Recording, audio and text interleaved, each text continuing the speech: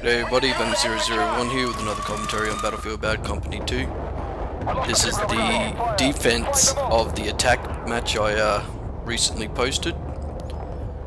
As you can see, I'm still with Aussie, these big ass titties. Remember I said before, you take out the tin, there we go, get rid of that, and they can't use that ladder. They'll just drop straight down to the first floor. That door there leads to the other ladder you can use to get up.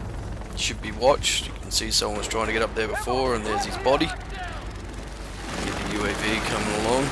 You get quite a few C4 UAVs on this map coming in through the window at A there, trying to get in. Got to watch out for it. It's a very cheap tactic that a lot of people seem to be using nowadays. You can see everyone's pretty much spread out across the map. B's already gone, because as I said, B's not really what interests us. It was gone in the first couple of minutes of the game. Now, as I said before, you know, A creates your focus. It's hard to attack, it's easy to defend. But two guys have just run in here, and there's two blue guys that, you know, don't see them.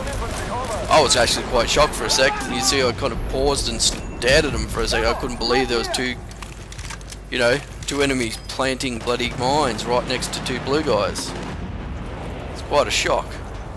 Anyway, I come up to the roof here, having a bit of a look around, trying to figure out if they got a friend that's run up here to act as a spawn point. As I said, there's a few ways to approach. Come along the left there, head for the back stairs, or the door to the left, down the bottom.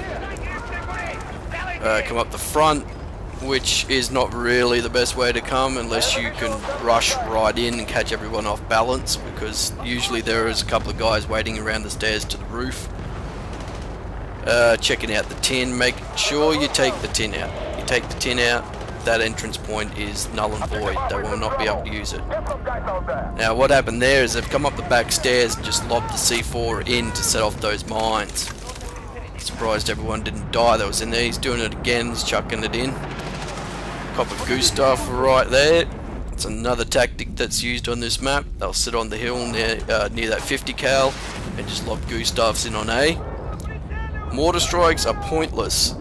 Okay, they're absolutely pointless. Unless you see someone on the roof or a whole group on the roof, put a mortar strike down, but most likely they're going to get back in, as you saw Aussie just did then. You can't do anything with a mortar strike. You're not going to bring the building down.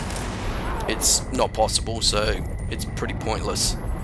Another thing too with the mortar strikes, snipers really have to stop putting mortar strikes down on crates continuously. It does absolutely no damage to a crate unless the enemy has managed to get mines or C4 down. Then it could possibly set off the mines and trigger an explosion, or the C4. But just continuously mortar striking a crate and hoping it will do damage, it doesn't do any damage whatsoever. So you can stop doing that, please. But, you know, another thing too, you got your friendlies who, you know, they see an enemy that's just let the crate and they'll chuck a mortar strike down on it. Well, what that does, it just restricts your teammates from getting to the crate to disarm it. You know, especially on hardcore. I mean, people who have played normal come over to hardcore and they keep doing the, you know, the friendly fire thing, thinking they'll get away with it, but you won't in hardcore. You put a mortar strike down on friendlies, it's most likely going to kill them. So it's really stupid to do it. UAV sitting up there and he got me then. I don't really like that thing at all. I think it was fun for about a week in the game, and now it's just a fucking annoyance. It really is. So if you focus your defense at the choke points, the back door, the front door, side door coming from the 3 stories can sometimes get a lucky guy who'll run across the entire road and get there.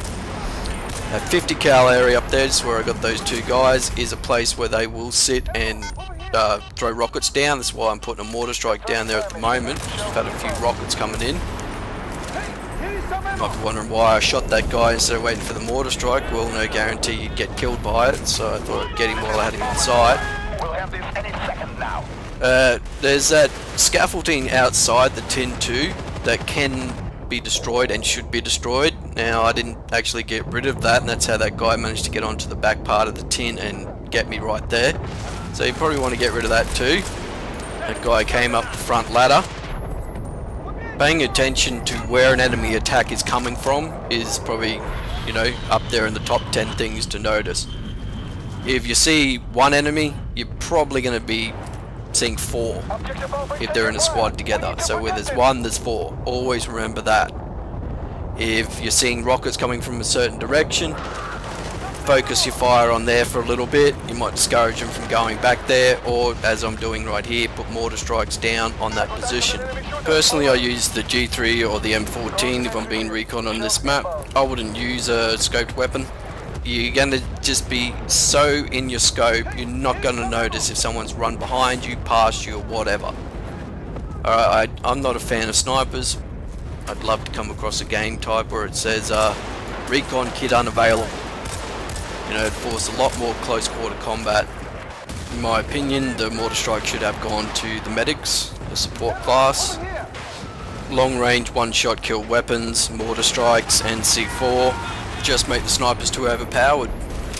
I think they've really limited the medics, who really can't do anything against a tank when they come across one. As you see there, it's a quick defense. If you hold that A crate, the game's over pretty quick, which is a real disappointment.